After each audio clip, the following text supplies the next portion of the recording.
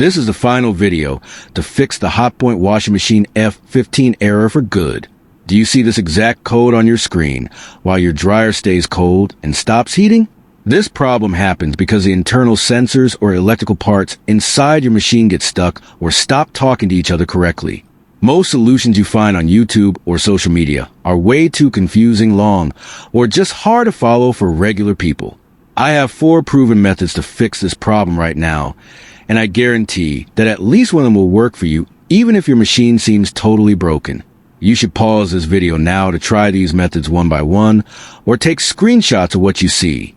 I will not waste your time with long talks, so Rexish, make sure you get back to your laundry fast.